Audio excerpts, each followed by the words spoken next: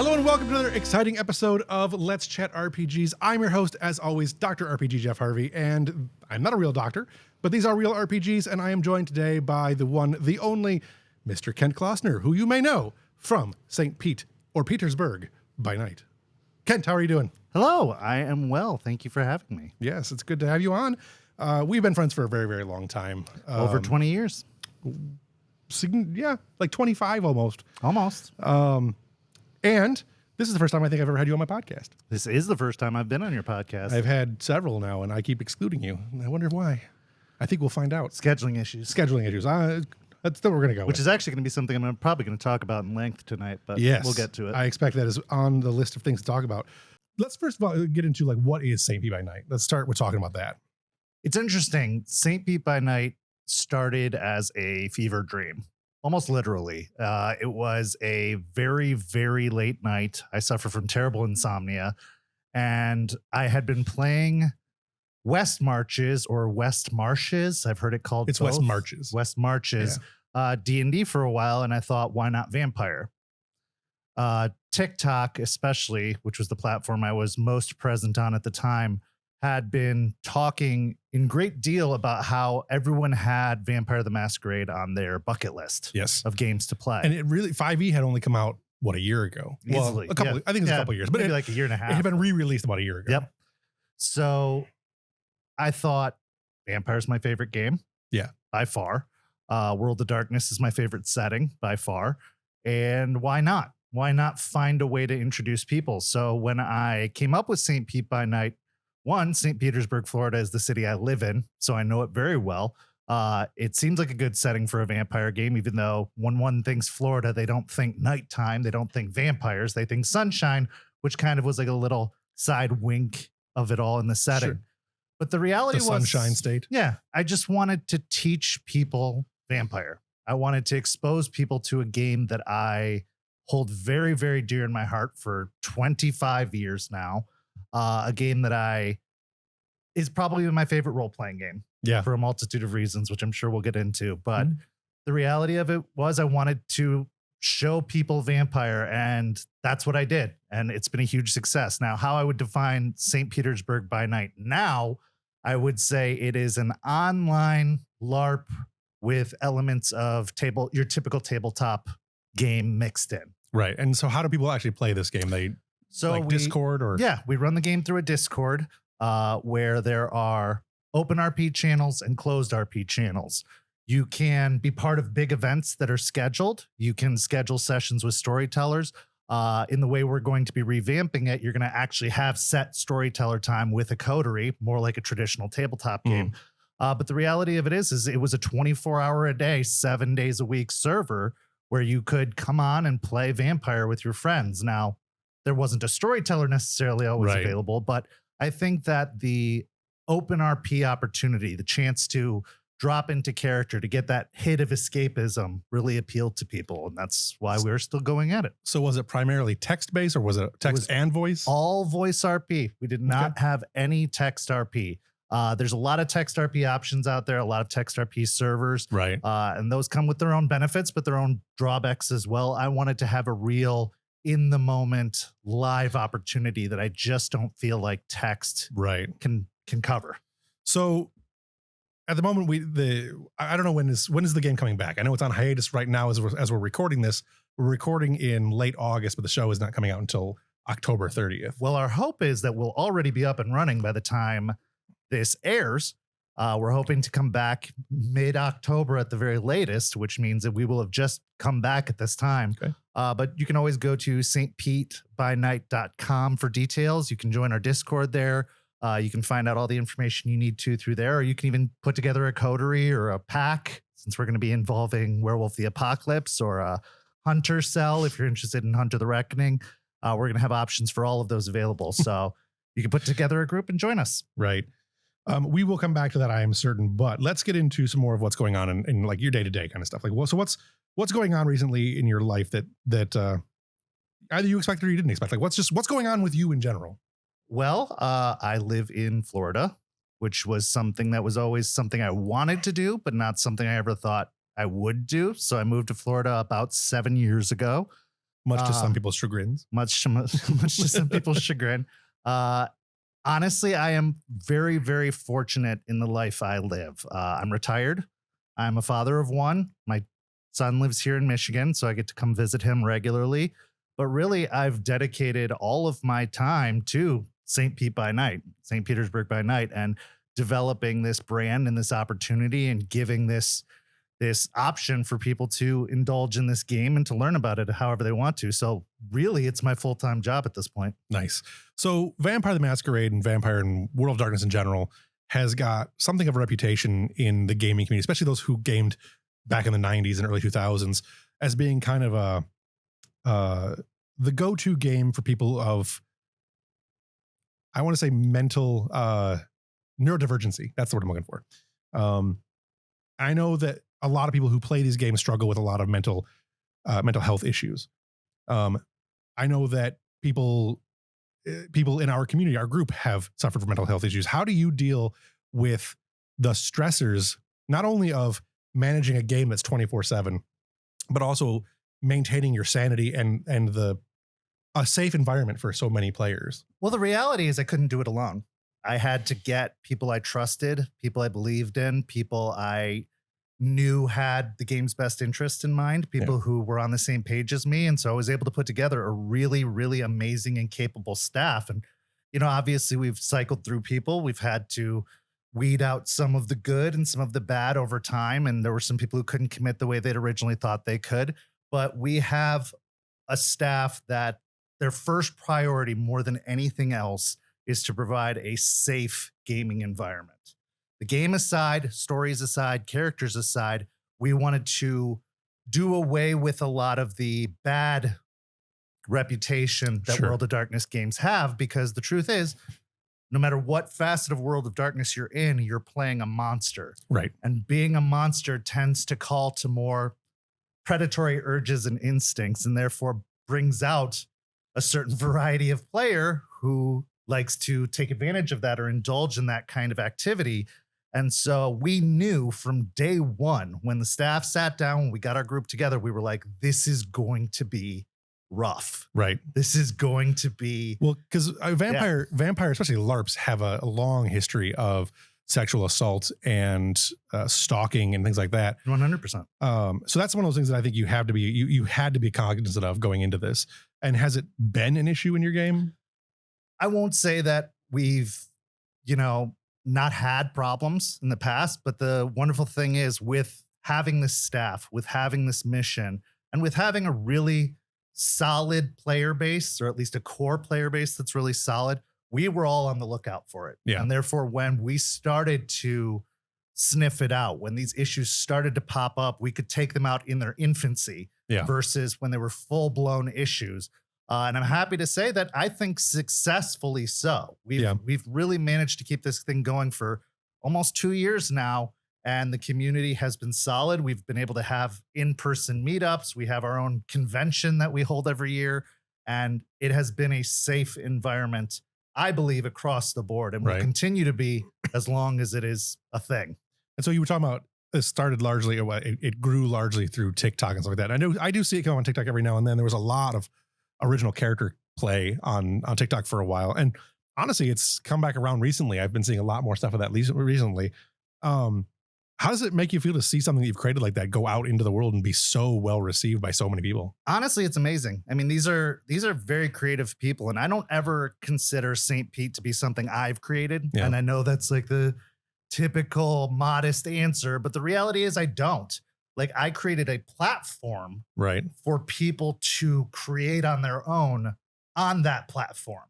So to see people get so engaged with it, to get so excited about it, to get creatively inspired by it, has made me over the moon. I mean, I'm thrilled with it. And I'm thrilled to see that it has inspired them to go off and start their own games, to go off and create new campaigns and new chronicles in different cities, to take it beyond just what St. Pete is, because that was always the goal. It was never about, it needs to be my game. They need to be, in my group. I need all the recognition for it. No, I just wanted people to love Vampire. And I am so happy to see the love of Vampire amongst all these people who even 2 years ago were just like, that's a game I want to play. And now I think Right. for a lot of people, it's their favorite game. So Vampire came out years ago. I don't know, was it close to 35 years ago? 96? 96? Actually, I think there was some going back to 91. I say it's been out for a long time. Like what draws you to it? Like obviously almost everybody starts with Dungeons and Dragons. It's the game Of that course. Yeah. everybody kind of gets into, and it's the gateway drug. Like for me, I went on to like Legend of the Five Rings. Obviously, I played Vampire in Second Edition Revised, the green cover books. And I played Dark Ages and stuff like that. I loved the fact that there was a world you could get into and that was beyond just the 90s occult Anne Rice style vampires. Like what brought you into Vampire? Like what draws you to that game? Honestly, there's too many things to mention, but really to limit it down, one, I love the setting because it's a setting we all know. Yeah, it's a setting we all live essentially in the and modern relate world. to. Yeah. Yeah. It's a setting that can take place just outside your very house. Like you can pick up and play pretty much anywhere if you know the area well enough. Right. And I like that it was a storytelling game, Yeah. that it focused on character development. It's focused on role playing and social interactions, that it was a very like cerebral game. It's a very And political game. It's a very political game, and it's not crunchy. And when I say crunchy, I'm sure many people will know what crunchy means, but it's not mechanics heavy. Right. Whereas a Although D&D, I will say that like like Vampire Second Edition had a lot of extra dice rolling. You had to Oh, roll for for sure. soak and everything else like that. for sure. So there is definitely some crunch there. It was very much a product of its time as far as systems go. And on that note, like obviously there's versions of Vampire. There's the one everybody knows, which is like we discussed earlier, which is the Vampire Revised. There's also the Chronicles of Darkness stuff like this one here, which is Vampire the Requiem, Vampire the Masquerade 5th edition. I assume you've played most, if not all the versions. I've played all the versions. What is your favorite version, and is there a particular reason as to why? There's something good to be attributed to everyone. I think that the game evolved over time, as games do, you know, Sure. as they went through their paces of Revised, as they did break off into the Chronicles of Darkness, as they did return back to 5th edition. I think that 5th edition is my favorite edition of the game because it's easy to teach. Mhm. It's easy to pick up and play. And it's very streamlined. Like they really did take out of a lot of the mechanics things that you were talking about. When Right. I thought it was low mechanics before, they took it even lower. Right. And that appeals to me It- as someone who doesn't the- have a math degree, who Right. doesn't, you know. The new Wha- system is very much more narrative. I think 100%. while the storyteller system has always been narrative, and my favorite version of the system really is the Chronicles of Darkness system, although I do prefer the World of Darkness world, which we'll get into in a minute.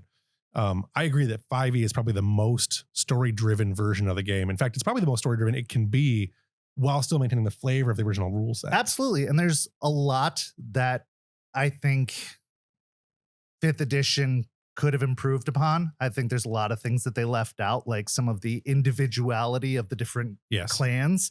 They didn't really give, they kind of opened everything up to everyone. Anyone can do anything effectively.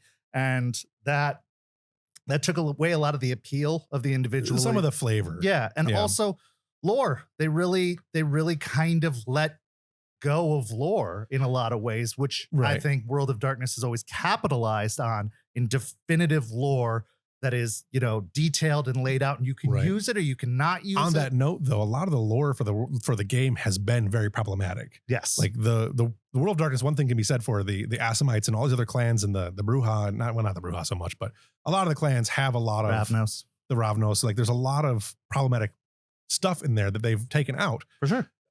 Do you think it's for the better? Absolutely. 100%. You have to evolve as society evolves. Right. You know, the things that we were used to, the things that we, The things that were acceptable. that were acceptable 30 years ago when the game first started are definitely not the case now. And so you don't want to turn away potential players. You don't want Right. to turn away future generations. That's how games die. If you Yes. stay stuck to a certain philosophy, it's going to be outgrown. There's It's gonna also become some outdated. there's also some level of the company and the game taking responsibility for its problematic 100%. nature that I think has been really refreshing. A lot of companies don't do, especially the billion-dollar companies don't do a lot of that.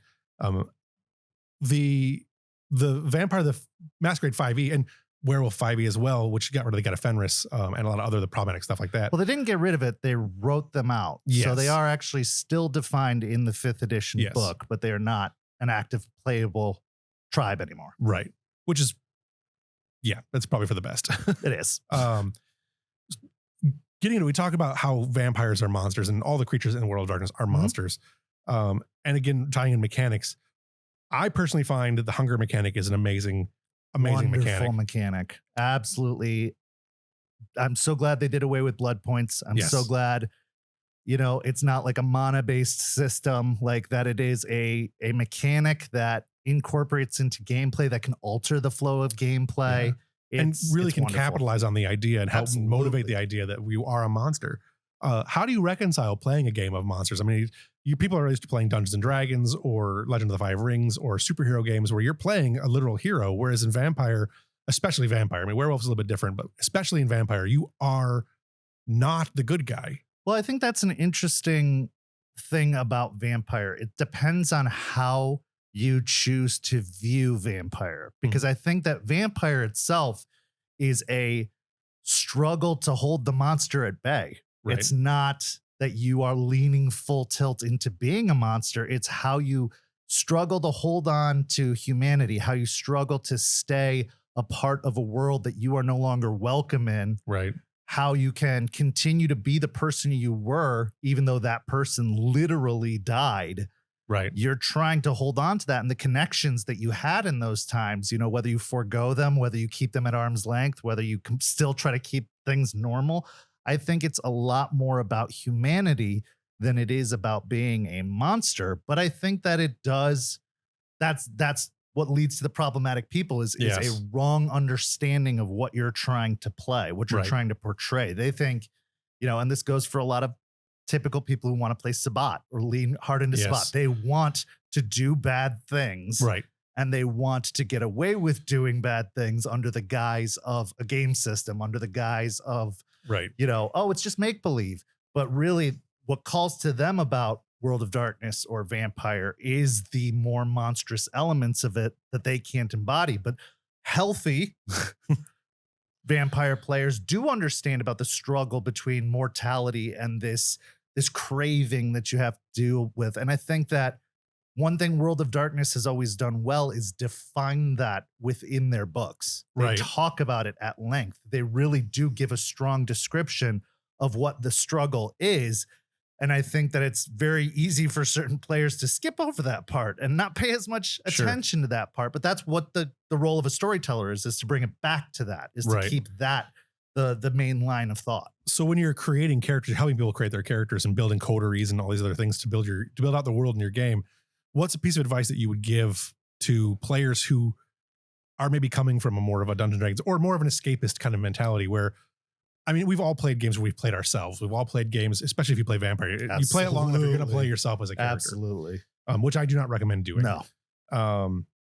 What kind of advice do you give to players who want to be able to still experience the darker side of the game, but within the bounds of acceptability? Like, how do you help them build their characters? Well, usually I say start with a person. Just flesh out a regular, full-blooded human being. Start with somebody that, that you're inspired by, or somebody that maybe there's elements of you. I think there's always elements of you in any character. Sure, make. absolutely. But really just create a person with family and friends and connections. Give them all the things that we empathize with in each other Mhm. into your character, because I think that people can go straight to monster if they forget the struggle that person has to go through with having family that's still surviving, or Right. having friends or descendants or whatever the case is. So I think that building a fully embodied person is a really good first step. And then what I would say to my players is, and then I'll kill you and make you into a vampire. Right. I was going to say, would you ever play out the embrace, which can be a very intimate and traumatizing moment, Definitely. both in character and sometimes the way it's portrayed? Not so much in St. Pete by Night, because we were starting with a whole bunch of brand new people. Sure. And that is a very intense experience. But I have in the past, and Yeah. I think that it is a defining moment for the character and the character's growth. Because, it can be traumatic, but sometimes it can also be passionate. Sometimes it can be a variety of things. Some just don't have any memory of it at all. Right. So yes, but I think that really in building their character and starting with a person, it helps me determine what kind of vampire they're going to be, Right. what clan they're going to be, what style of play they're going to go after. So taking them through that process of like, who are they? What are they good at? What are their likes, their dislikes? You know, what are their family like? I think that a lot of people jump straight to the clans, just like people jump straight to the classes in Right. D&D, and they build backwards from there. Right. Whereas I think it's important to start. What at the cool beginning. power do I want to have Right. that makes me, Right. And I mean, to its credit, World of Darkness now lets you get whatever you want to get to some Yes. degree. You know, Yeah. some will cost more or less, or there's a certain way to get it. But it's not about, oh, I have to pick this clan because I want this power. There Right. are other ways to get it. I think that picking a clan, people are afraid to be put into a box. So they almost always want to go against type. Yeah. But if they understand the game, if they understand the lore, if they've been on the 30-year journey that some of us have been on, Right. vampires aren't made at random. Right. They aren't just like, there's usually a reason the clan picked them. So for example, if you're going to play a Toreador who is a construction worker, like there would have to be a reason. Are they an architect? Do they Right. design the construction? Well, explain what a Toreador is, why that would be So- important. Toreador is the artist clan. They are the socialites. They are the succubi in some degree. They focus on beauty Right. and art and passion and kind of more of the superficial qualities of existence. Right. Right. And so for Joe construction worker to be embraced, there had to be something about him.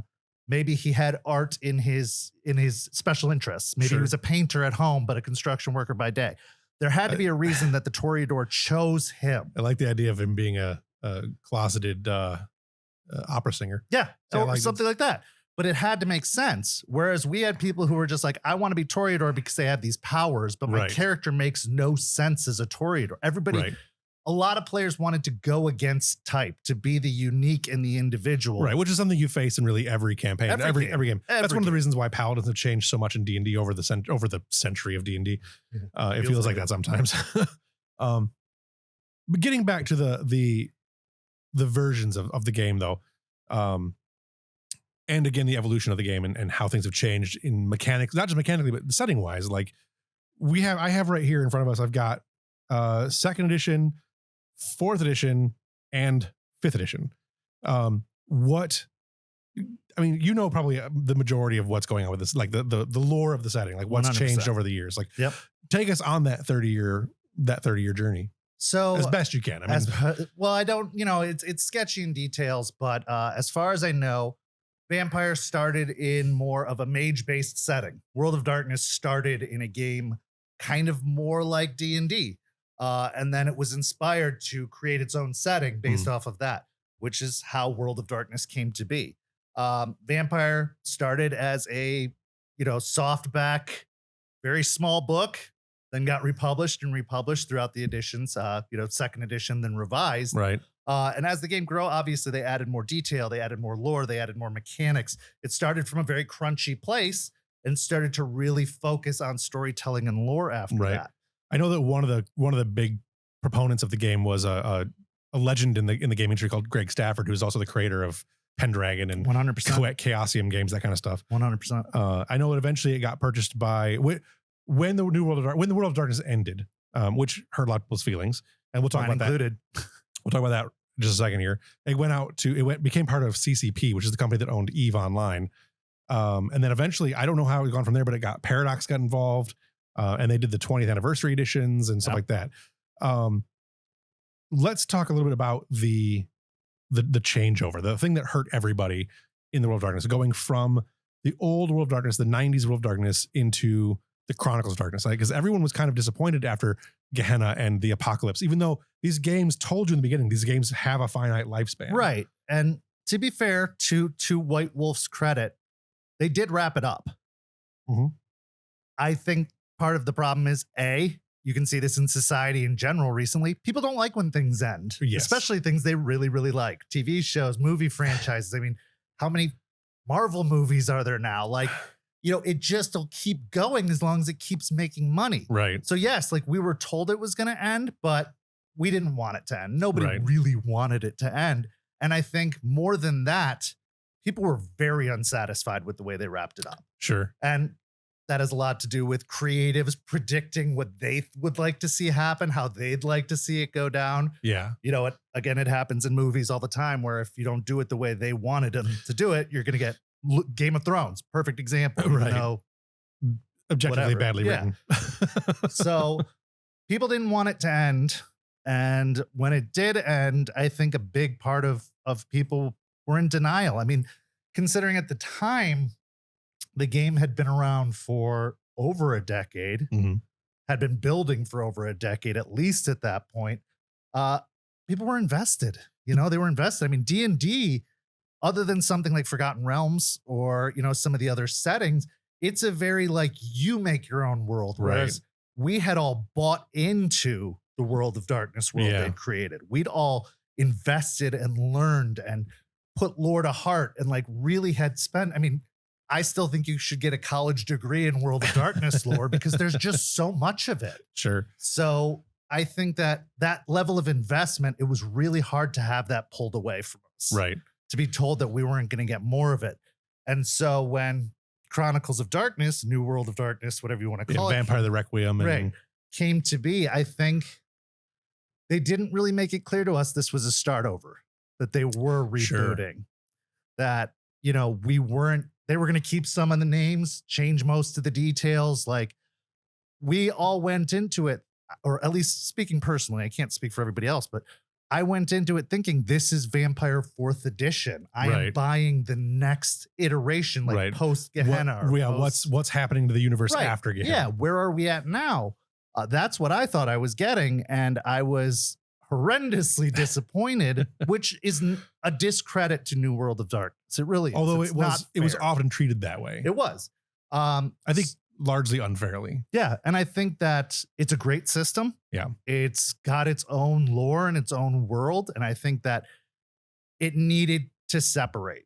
It really needed to Yes. rebrand completely, not keeping vampire and werewolf and mage. Right. Like they needed to really say, we're doing something new and make it very, very aware to anybody who picked up the book. Sure.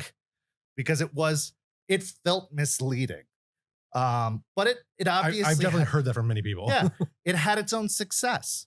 You know, they published, God, there are how many so many books for that. In fact, so many. there are more books, I think, for Chronicles or New World of Darkness than there were for the old one by far. 100%. 100%. And some of them are great. There's a book called Slasher that is Mhm. probably one of the best RPG books.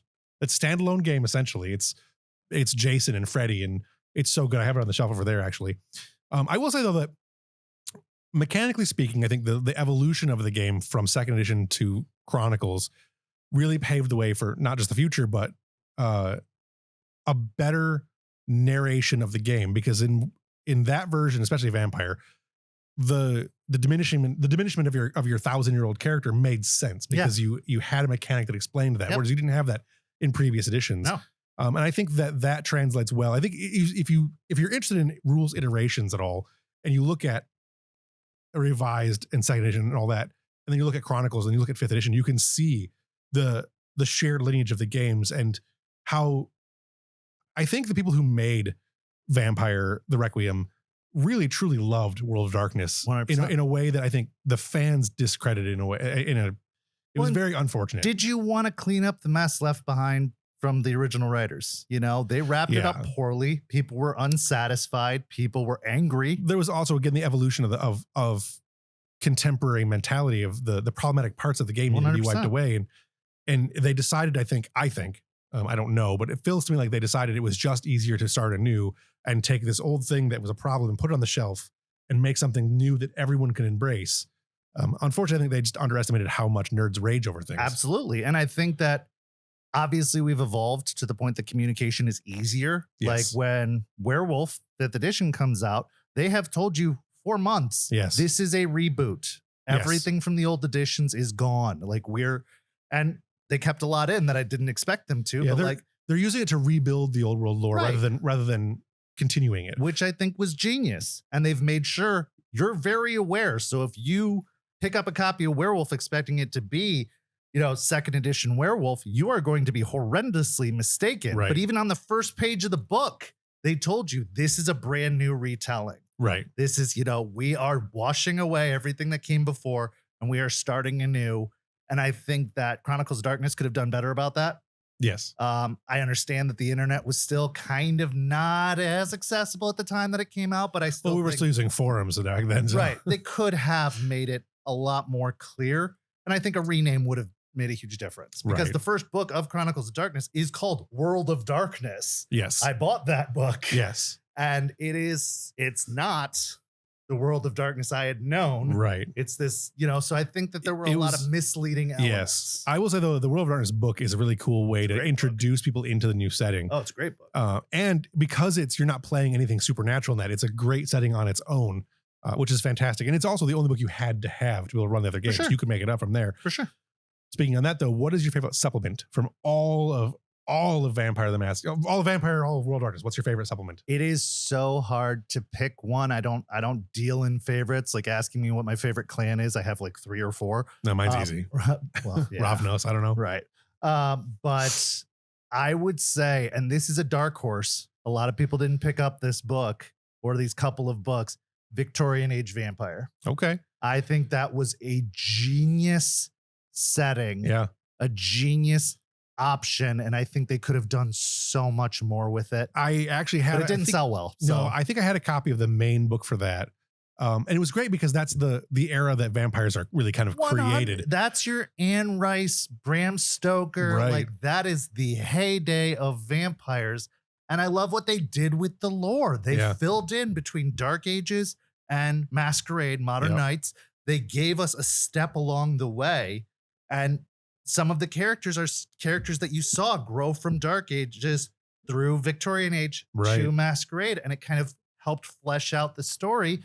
Plus, it created cool settings like London, Yep. which was not highly detailed as it is now. Yeah. Now it's its own supplement. Istanbul, Constantinople, like they really started really fleshing out that era. And it was a great era to be a vampire. Yeah, Like, it was such a cool time. It's a supplement where they kind of started globalizing Vampire the Masquerade, Vampire the characters, the setting. Absolutely. I mean, they did a little bit of that obviously with Dark Ages. That's mostly European. It's a totally European kind of setting, but yeah, before that it was largely like Chicago by night, New York by night, Right. New Orleans by night. Obviously, And was a big one. they did have some international ones like Tokyo, Yeah. and they did have other ones, but really it was this was a nice time shift to in between Dark Ages and Modern Knights. And I think it was needed because I think that's again when vampires really started to become a thing was Right. that era. And the other one would be Wild West Werewolf because Oh I my just God. think that's such a cool time period too. I really wish I had picked that book up. They Ryder's Hobby Shop had the copy of the book with it was the weird kind of textured cover with the whole bullet hole in it, Yep. and the claw marks, and that sat on the shelf. I went in there every week for months. I was buying Highlander card game and Magic the Gathering and all those other games that were out. All those things nobody plays anymore. All those things that only I play anymore. Magic. People still play Magic. I don't play but Magic it's not the anymore, though. same Magic Yeah, that it was then. definitely Those not. cards are all outlawed now. Yeah. Well, and they're also worth a crap load of money. Oh, yeah. But that book sat there for so long and I kept wanting to pick it up. And then finally Riders went under and I never picked it up. And to this day, I've never gotten a copy of that book in my hands. And I really want a copy of it. Yeah, it's a great idea for a setting. And again, it's a titular time for werewolf. Well, and it's a perfect setting for werewolf. it's such an iconic era, especially in American history, that when you're playing, you take that setting, like the old RPG Boot Hill or the Weird West that is now in Savage Worlds. I can't remember what it's called right now, but that stuff like those, there was a lot of Wild West games then. And to play a game in that setting is really kind of, I don't know, there's something magical about that for everybody. And Werewolf in that time period is really interesting. it is, and it's Who was calling? I'll call her later. I'm sure the sound was being recorded on the phone, so I wanted to Yeah. stop. All right, we're picking where we're at. Werewolf the Wild West. Wild West. Go ahead. If you guys still have anything. Well, and I think it's culturally relevant at the time too. Like it's a very cultural shift. And Yeah. to be fair, werewolf at that time was much more indigenously based Yes. than it is in 5th edition. Stereotypically indigenously based. True. Which is And that the was reasons one of they the had to do- problematic elements. Yeah, exactly. that needed to be dealt with. But it was a perfect setting. during a time that that was viewed as acceptable. Right. And, And Westerns were huge at the time. Like, you had Absolutely. Tombstone and Oh, Unforgiven 100%. and all those other kind of movies. So playing that with the monsters, I think, was a great concept. What advice would you give to somebody who's just starting out to get into Vampire right now? Like, they don't have St. Pete by Night. They don't have the ability to play online. They go to the store. They pick up a copy of the 5th edition book. Where do they start? Where do they go? read as much as you can.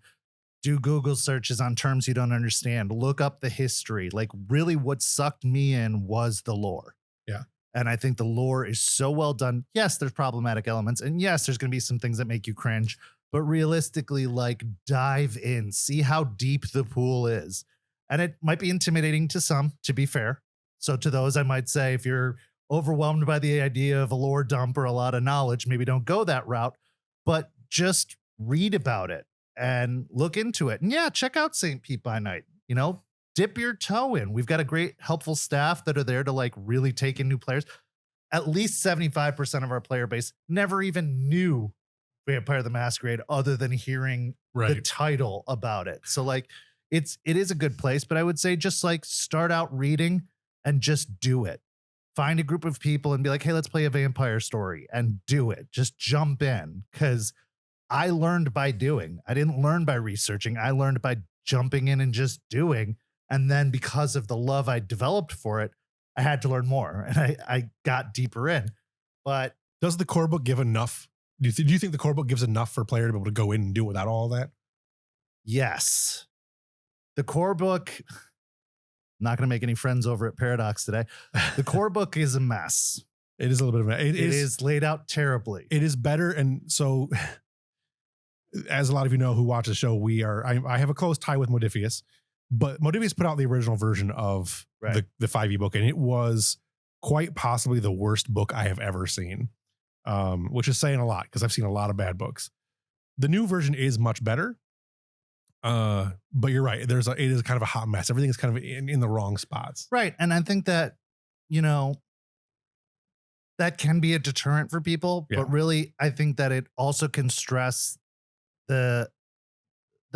mechanics aren't necessary. Yes. They're an enhancement. They're not the focus. They spend a lot of time talking about lore. And truthfully, the terribly laid out core book is true to form all the way back. Yes. Like all of the books have been a mess. It's a hard game to write a book for, I think, because you don't want people to get, as we talked about earlier, you don't want players to get caught up on what you can do. You want people to get caught up on who they're going to be. Well, and I think the book tries to get that out before it gets even mechanics. Absolutely. But also, if anybody from Paradox wants people to proofread or edit their books, there are a horde of players that are more than willing to do so. Yeah. So, maybe just have someone else take a look that doesn't get paid.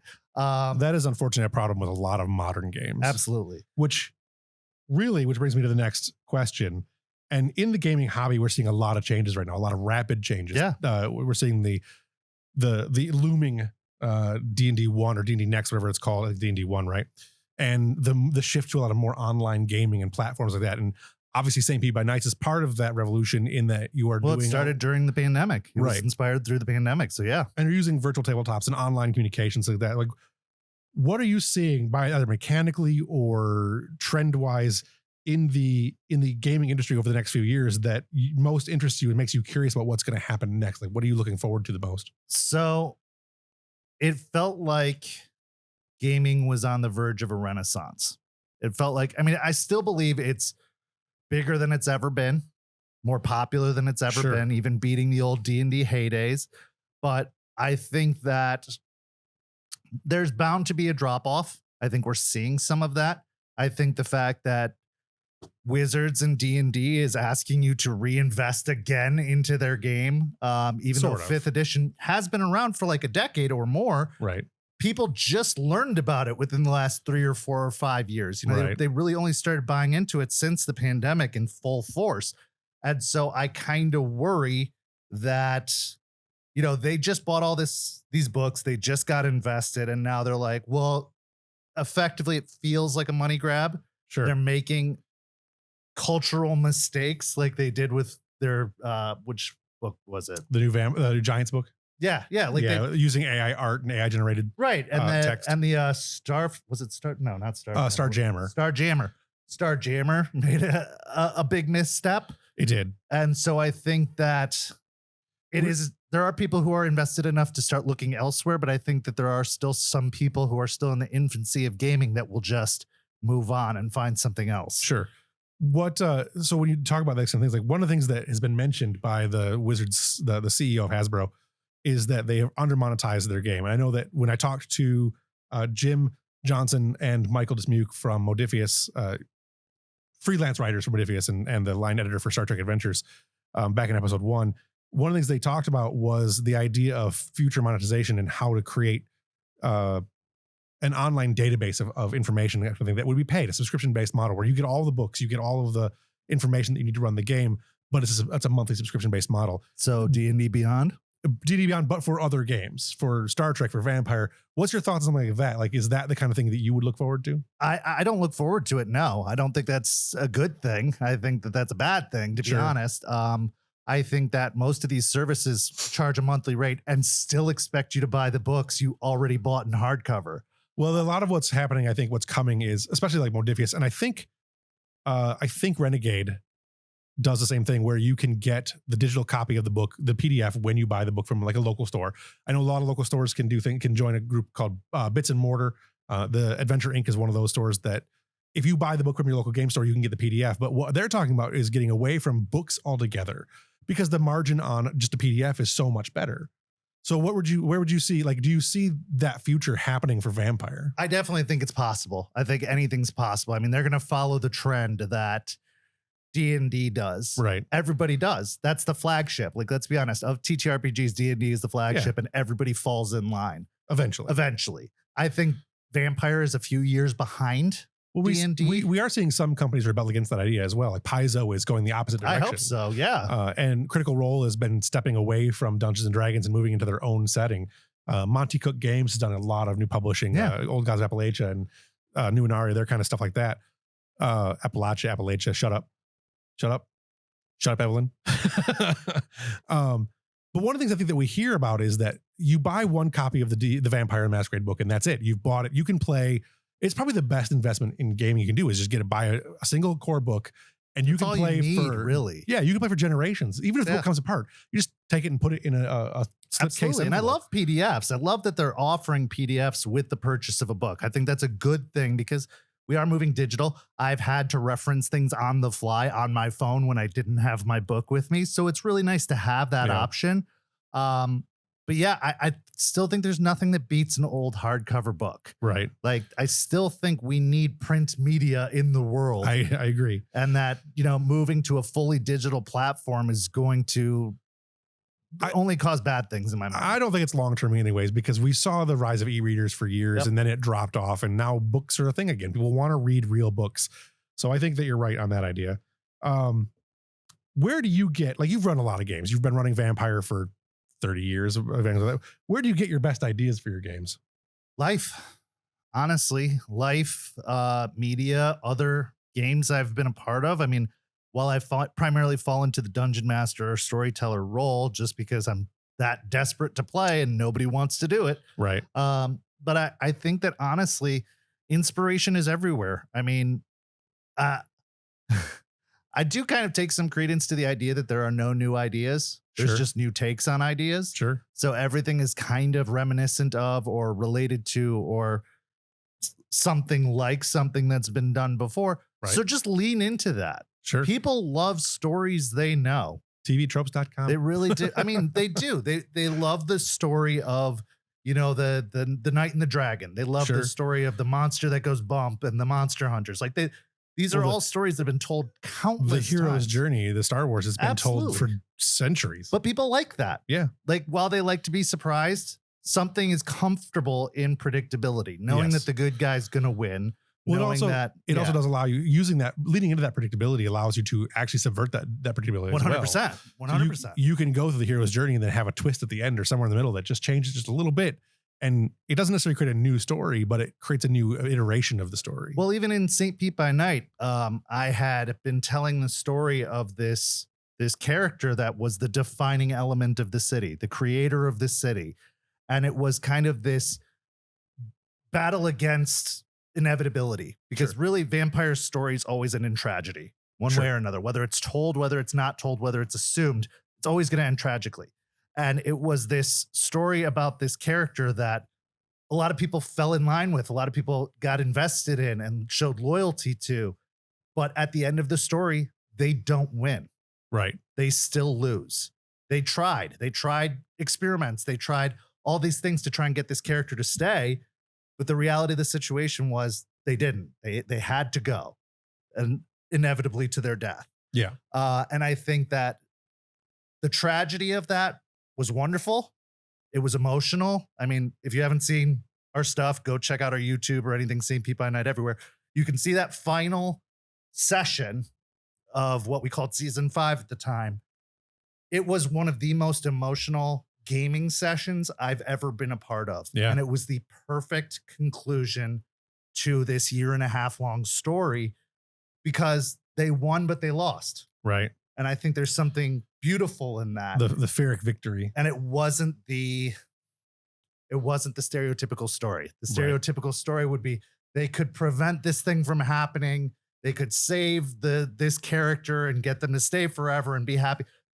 But the reality of Vampire is it was only going to be a stopgap forever. It was Right. only going to be delaying the inevitable. And I didn't want that to be the focus going into the revamp. Sure. I wanted a fresh take without people worrying about this one NPC. Right. I didn't want that to be the focus. So I call the first chronicle like the Isabel de Navarra chronicle, or this, whatever, Right. because that was her story. But her story is now over. Sure. And now it's the aftermath of that. It's Right. the, So you're making sure you advertise well that it's a change in Chronicles from the old Chronicles to the new Chronicles. 100%. 100%. And that's why, against a lot of players' better wishes, we're not letting anyone bring their characters back. Yeah. Everyone's starting over fresh. Some of the elements, some of the characters from the old story are still around, but everyone had to retire their characters. And yes, that caused us to lose some characters and some players, but I think that's the best way to go. I think Right. you need a clean break, because we are trying a brand new everything about the game, Sure. except the setting. So, Right. On the idea of like you listen, like just getting ideas from life and everything around, like what have you been listening to or reading lately that has been inspiring you? I listen to a lot of podcasts, weirdly. One of the wonderful things about podcasts is a lot of people tell their stories Yes. about their life. And because World of Darkness specifically is set in our world, all of that is applicable. Yeah. All of that is possible. So like when one of the podcast hosts talk about this crazy ride they had on the subway, I can recreate that, but add a Right. supernatural element to it, Yeah. or, have the characters bear witness to these things, because at the end of the day, it is a story of people. It is a story of humanity. It is a story of staying hidden in the normal world Right. and trying to keep this secret about yourself. So I think bringing in elements of the real world are important. But yeah, a lot of podcasts. And I listen to anything that crosses my plate, music wise, like Sure. just anything. I don't pick a specific genre. I don't go immediately to goth music or death metal when I Right. think of vampire. Like, country has a lot of interesting stories in it. It has a lot of It's- interesting character definition and growth. Yeah. And I think you can make some amazing NPCs based off of country songs. I think Tammy Wynette and George Jones by themselves make two of the greatest vampire stories of all time. Absolutely. So yeah, I think just keeping grounded in the real world is a good starting point for coming up with stories for vampire, but you can still take elements from like Game of Thrones Sure. or whatever, because it's still about character. It's How much about- of the real world do you cut off? Like, do you like, obviously it's a game of politics that is a fantasy politics game. But politics are such an ever present part of our current world. right? They're so drainingly present all the time. Like how much of that do you bring into your game, if any? I try to keep it as accurate to the real world as possible. So I don't make this a utopia version of our world. Like I do incorporate the real politics that are happening in the state of Florida during the game. I Okay. incorporate the real life events. And this is kind of why I like the real time style of the game, because like Yeah. I could be like, the weather today was this, Right. that's how it's going to be in the game. Or, this event is going on. I can incorporate that into the story. Of course, with that comes the good, bad, and ugly. There's obviously some really seriously bad stuff happening in Florida. And I don't shy away from that, but I also don't rub people's noses in it. Sure. So How much of your values do you see coming out in your storytelling style into your game? Your own personal values. I try to keep as politically neutral as possible. I try to feel out who I'm playing with because I'm not here to tell people what their politics are. But I definitely have a more liberal kind of belief system, but I do incorporate some conservative values too because it is Florida and those people exist. Right. One thing that I try to make all my players very comfortable with is that I'm never going to depict hot button things, but I will allude to them Sure. because they are real. I don't want to create this city in Florida where there's no racism and where, Right. there's no. Well, especially in Florida, there was the shooting in Miami not that long ago. and Absolutely. There's a lot of racism and hatred that appears to be coming out of the Florida area. I mean, it's really everywhere, but It's everywhere. But I mean, see it a lot we from Florida. publicize it more in Yeah. Florida because one of the big things in Florida is they don't have that barrier between what hits the news. Right. Everything is freedom of press. So Right. everything gets publicized. So the idea of Florida man, there's a Florida man everywhere. Yeah. Every state has them, but Yeah. we Michigan is Florida, man. we publicize ours constantly. But yeah, I don't want to pretend that it's this place where racism doesn't exist, where sexism doesn't exist, because it very much does. But I'm also not gonna, like I said, rub your nose in it. I'm Right. not gonna So make people uncomfortable with when it. dealing with really complex and hard issues, I mean, there's again the neurodivergence aspect of World of Darkness and role playing in general. You get a lot of people who are who are LGBTQ, who are specifically there's a lot of trans people who get into vampire, especially. How do you deal with? Do you address any of those situations, or do you just kind of keep it as more of an allude to? Let players do what they want to do, but the setting kind of just alludes to things. Or Yeah, I mean, I think that players are going to do what they're going to do, and I try to incorporate and make it a comfortable place for everyone to Yeah. play out. Like we did have a trans vampire in our game that actually went through transition post being embraced, with the incorporation of Zamitzi, which is a whole different thing. right, But like, I didn't want to shy away from that because this is them telling the story they wanted to tell, Right. and it was important to them. So I think what I think one of the big misconceptions about vampire is that, and this goes back to what we were talking about problematic people earlier. Sex. Everyone thinks being a vampire is all about sex, even though the Right. book in itself says vampires can't have sex. right. Well, you got to thank Anne Rice for a lot of that. Right. So I think there's still some of that comes into play. Like, what is gender identity when you're not sexual? You know what Sure. I mean? When you're not, but I'm going to embrace that about people. I'm not going to tell them what they can or can't be, but like I said, I'm not going to rub people's faces in Right. it. So I acknowledge it. I represent it in the game, but I don't make it a plot point. It's never going to be a storyline. It's never going to be it's just a part of the setting that you may encounter. It's not the focus of the setting. It's Right. it's an aspect. Yeah, of the setting. exactly. So like a lot of safety tools, people they'll use fade to black instead. Is that something you tend to use fade to black rather than anything explicit, or Yeah, you absolutely. just kind of like we'll do that off? That's off camera. I mean, we have a consent form that we Yeah. expect all our players and staff to fill out. And especially under the new model, the storytellers are going to have consent forms of their own. And so they're going to have the right to be able to say, like, this is not going to be depicted in my game. I am Sure. not going to play out love scenes. I am Right. not going, it's always going to be fade to black, or there aren't even going to be romantic elements to the story I'm telling. Sure. And people have been pretty cool about that. I mean, we're still staying pretty neutral on most aspects, but really it's about knowing your players, knowing who you're working with. I mean, I did a lot of solo sessions with players. I did small group sessions. I did big group sessions. I Right. did whole clan sessions. So I got to know the players pretty well. And so depending on what I was comfortable with at the time, what they were comfortable with at the time, it would be depicted to a certain degree, but we never went full bore with anything. It just Right. was never something that I wanted to be a part of our game because I didn't want that type of player in that game anyway. Right. If you could remove all, well, I'll get to that one in a second. how do you continue to learn more about the game, the setting, the players, the world? Like, how do you continue? What do you do to continue learning about your role in this world of darkness that you're running? Or it's a hard question because I didn't ask it very well. But No, did you no, get what no. I'm going for? I think I understand. It's like it's still a constantly evolving thing. I am glad World of Darkness still publishes materials. Yeah. I'm glad Paradox picked up the banner and continues to carry it onward.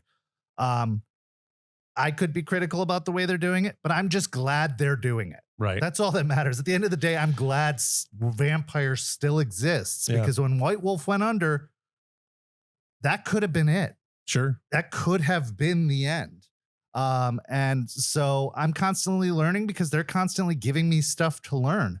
But really, I'm learning also through experience with so many different types of players. With 90 plus players at any given time, there's a lot of perspectives. There's Yeah. a lot of new uses of abilities that I've never considered before. So it is, you learn because of the community. The community teaches you so much, and the different interpretations of stuff Yeah. is super useful. So yeah, I mean, I'm so excited for what the future has to hold. I'm not going to necessarily like everything that gets put out, but I'm always going to invest because I'm investing in the future of the setting and game as a whole. Sure. I want it to continue. I have money now. I'm an adult, so I can buy every World of Darkness book that they put out, which I couldn't do as a kid and wish I could have, because maybe it wouldn't have gone the direction it went if I had. Now, Right. that's, It's all on you. You're the reason. clearly. If you could remove all barriers and constraints from any project, from this project, from Werewolf the game, from the World of Darkness books, St. P by Night, any project, whatever it is, what would it be? What would that project be, and what would you do with it? Any constraints from any project? Yeah. If you could do one project, no barriers, no constraints, nothing, what would it be? I would love to invest in the future of World of Darkness. I would love to help write for them, or at least be an ideas guy, be an editor like we talked about earlier, help them rewrite and restructure their books. But I would love to take the barriers off that are constricting or stopping Renegade and Paradox from being able to put out the books that they say they're going to put out in a timely manner. Sure. You can only blame COVID for so much. It's been 3 years. So you can blame one other thing that I have to give credit to companies, smaller companies, for doing.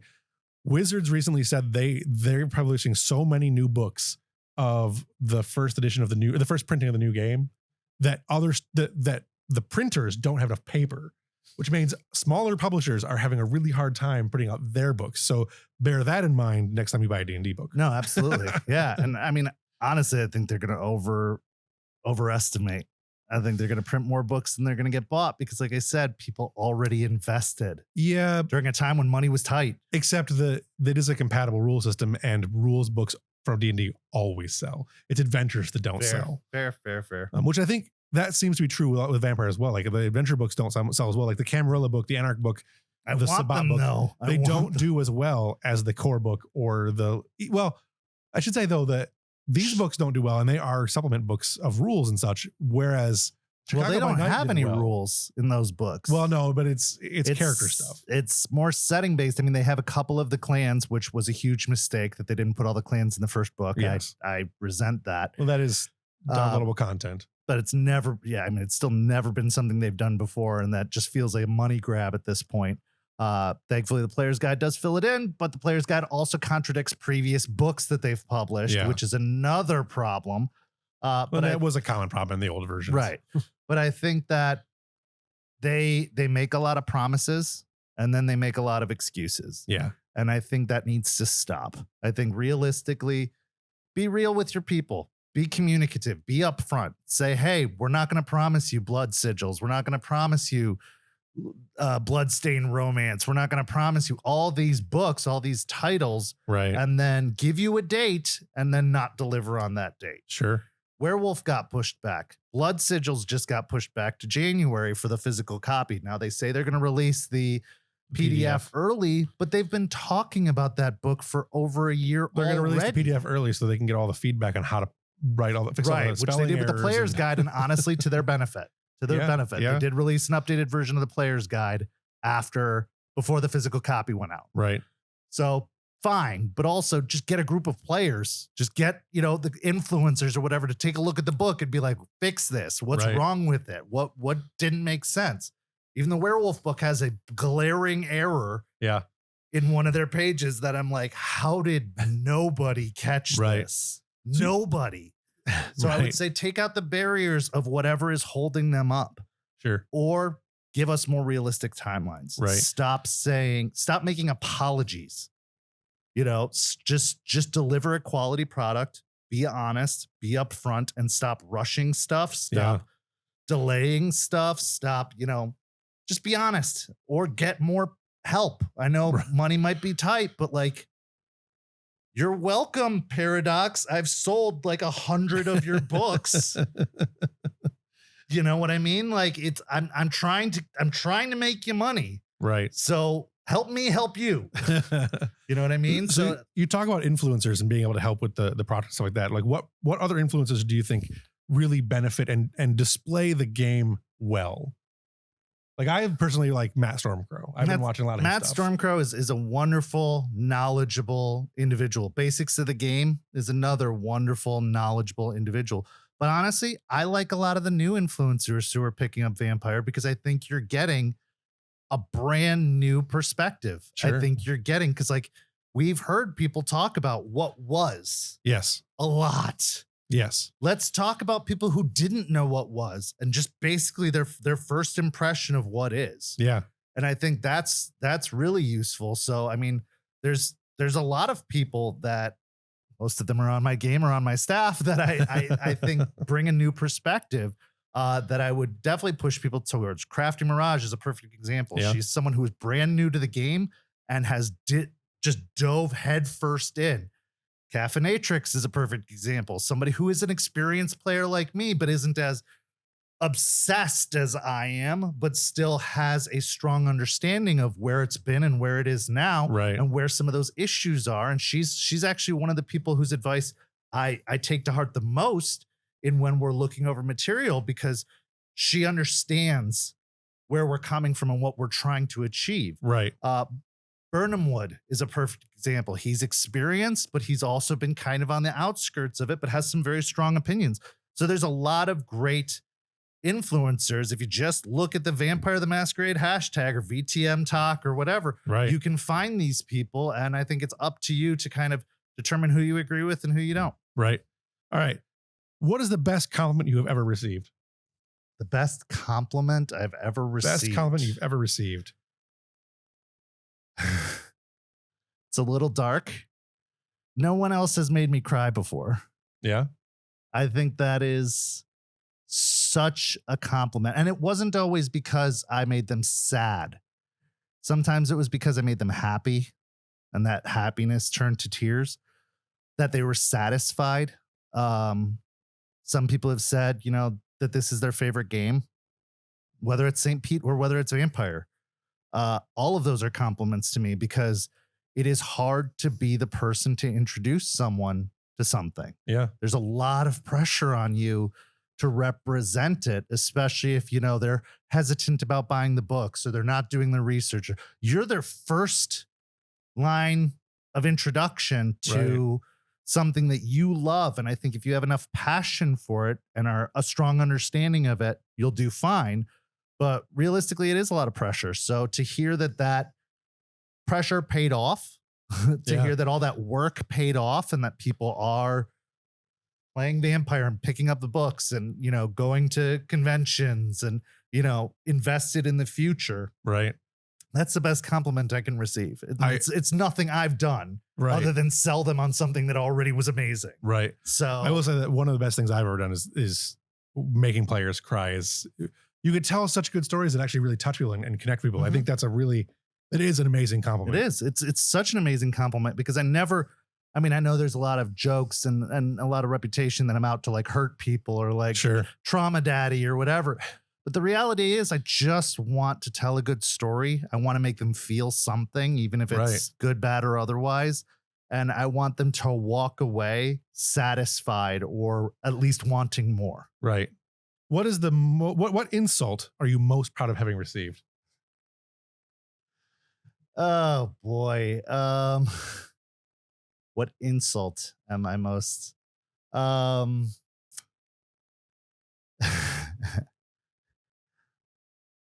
that I am I, I I wouldn't even call it an insult. To me, it was a compliment. But that people got scared whenever I hopped into a room. So when they'd be playing and I would jump in, everybody would like their buttholes would clench. Sure. And that was kind of a compliment to me, even though I wouldn't necessarily even be going in there to do anything. Like it became frustrating because I never got to watch people enjoying the game because Right. their behavior would change whenever I was around. That's why you gotta get a different, like you get like a avatar or something. Yeah, like a veil of some kind. Right. I think that I think that also I've been told that I value the game over real people, Sure. which hurts because the only reason I'm doing this is for real people. Right. But at the same time, it was never about the game, it was about the community. So me holding the game over individuals, like friendships or Right. relationships, was fine by me, to be honest, because the community is something bigger than me, bigger than my friend groups. I'd like to Yeah. think that everyone who's a part of the community is some way kind of my friend. But yeah, I think that those are some things that kind of come with the territory, and I knew going in. Yeah. What is the most intense role playing moment you've had? Not just in Vampire, but just throughout your gaming career. What is the most intensive role playing moment you've ever had? Honestly, I'm gonna say it is in Vampire, and it is the last Elysium of Saint Pete by Night, of the first Chronicle. It was very difficult because I think that a lot of people forget that as a storyteller wrapping up a story, you have to say goodbye too. Yes. You're saying goodbye to NPCs you love. You're saying goodbye to stories that you invested days, weeks, months, even years into. And the untold stories that you could have gone on, Absolutely. but you just don't have. Absolutely. Yeah. This revamp was a thing of necessity, not that I wanted it. I Right. wanted to keep going, but I couldn't physically, like I couldn't emotionally, I couldn't mentally keep going. And so like it was very, very difficult because I had spent so much of my life investing into it, which was part of the problem, I think. But Sure. realistically, you gotta take that mental health break too. I mean, 100%. But I think that I felt the love from all of the players that were on that session. I Yeah. felt as I was saying goodbye to them as this character, that was really me saying goodbye to this story and Right. to their characters as well, which is hard. I love their characters. Sure. Like some of those characters had been there since day one. I fell in love with them too.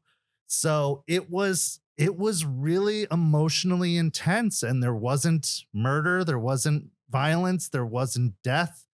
And I think that that's a beauty of Vampire and World of Darkness is you could have sessions without combat.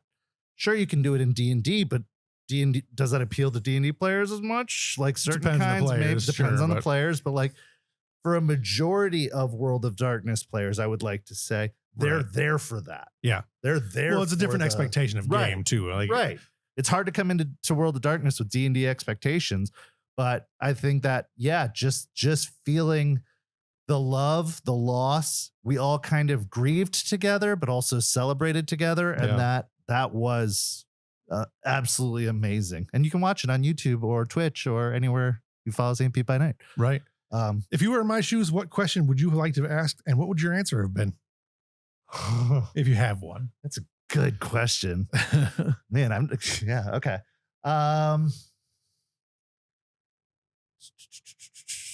Ooh. I guess I would say, what book do you want World of Darkness to publish that has Sure. not been announced? Sure. So what? In that case, what title would you be looking forward to the most if they were to do it? What's your dream title? So there were rumors a long time ago, and probably about a year ago, about a Miami by Night source book that 5th edition Vampire was going to release. And then it disappeared. All talk of it, all mention of it disappeared. Sure. I want that book because Florida is one of the most untouched areas in World of Darkness. It's alluded to Yeah. in some of the novels that aren't considered canon. They, they take place in like Sarasota and places like that. But Florida's just kind of there, Right. just kind of like other areas of the country, like the flyover states. They're just kind of, aside from Chicago, they're just kind of there. Right. I want more splats for cities. I want Disney by night. Yeah, I do. I want them to detail Orlando, even though I think I would make an amazing Orlando. I already kind of started building one, but like, yeah, I want those city books back. I do. Yeah. Like Chicago was, it was fine. Fall of London was, it was fine. Go back to what wasn't broke. Go back to the Sure. formula of just tell us what's there. Tell us what the potential is. Detail some NPCs for us. Like, I love that they're like, make up your own, like, da, da, da. But it's nice to have some rigidity. I liked Forgotten Realms because they told you where things were, where you could find them. Here's some NPCs you can use. Here's the layout of a Right. city. Here's a map. Here's all the things that Elminster did. Here's all the things that I Drizzt liked did. that. I Yeah. liked that. And I don't mind that. You can do that with any game. You can make up your own setting, your own world, your own whatever with any game. Yeah. I want more information. I want more answers. Right. I want them to stop alluding to maybe it is, maybe it isn't. Like, no, just tell me, is it or isn't it? Well, some of that obviously being, being able to tell you your own version of their story. Like Sure. the but- Chicago by Night gives you the adventure that lets you decide whether the Sabbat join right. Yeah, whether La Sombra joined the Sombra cam or join the not. Camarilla. Yeah. But at the same time, later on, they're like, yeah, they did. Yes. So, you can do that anyway.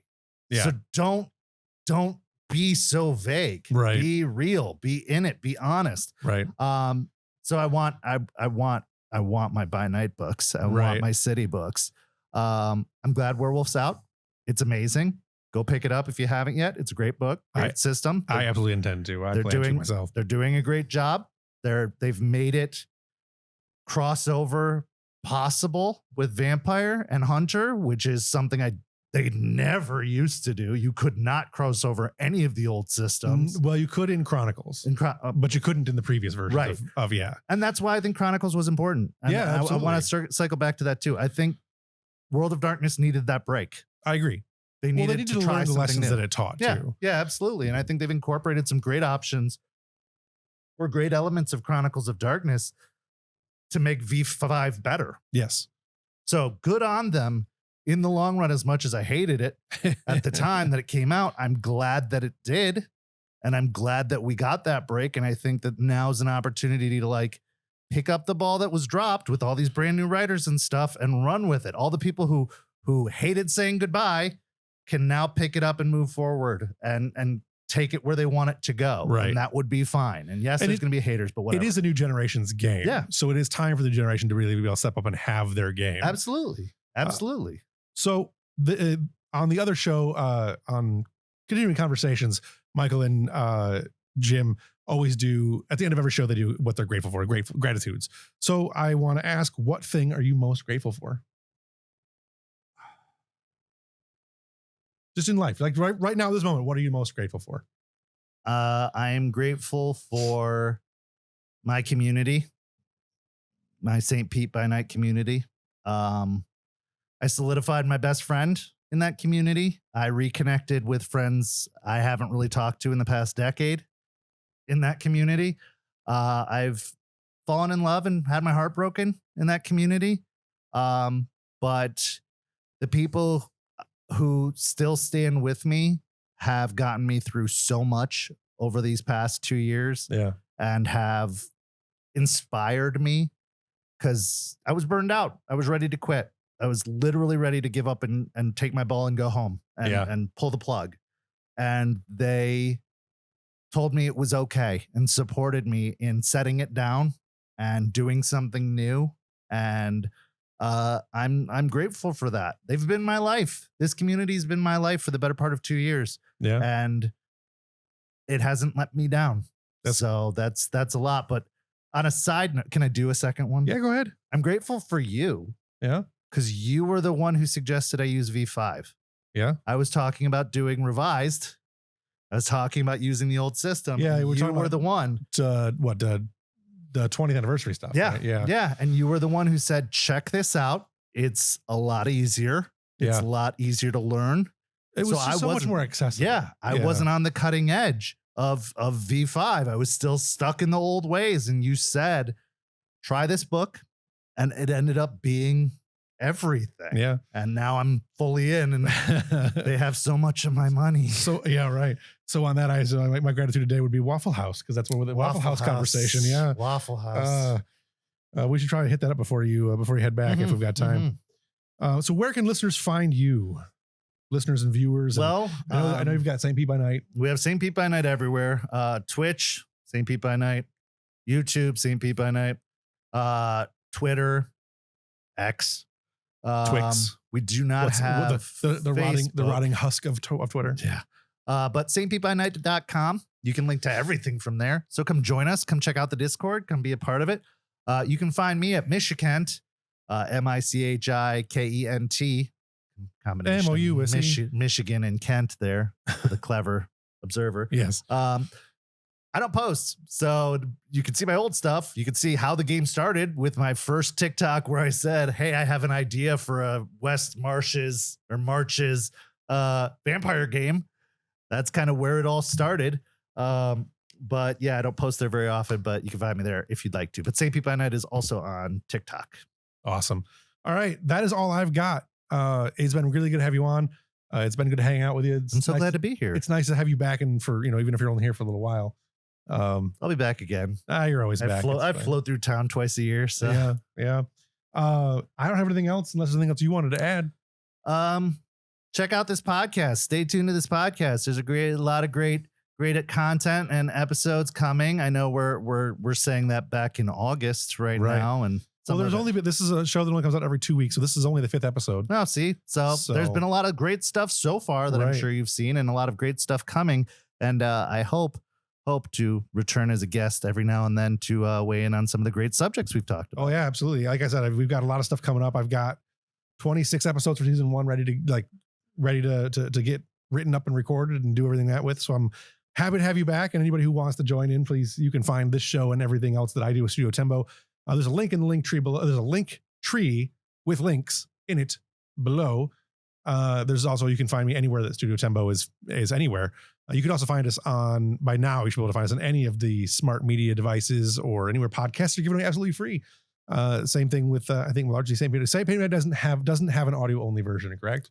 We do not currently have an audio only version, but you can see the video at YouTube. You can see it at Twitch. Right. Do you have all the back episodes on Twitch? Or we do. Everything is on Twitch and everything is on YouTube. So you can see everything from the first Elysium through the last Elysium and everything in between. But yeah, we're gonna look into possibly making an audio only medium. But yeah, we've got lots of options. But yes, please support World of Darkness. Don't be a hater and be kind to each other. That's my last thing. Right. So be kind to each other. That's it for me. And on behalf of my guests and the people who were sitting back over there, who were quiet after we get 3 takes to get into this show. That's it for me. So long. Thanks for all the fish.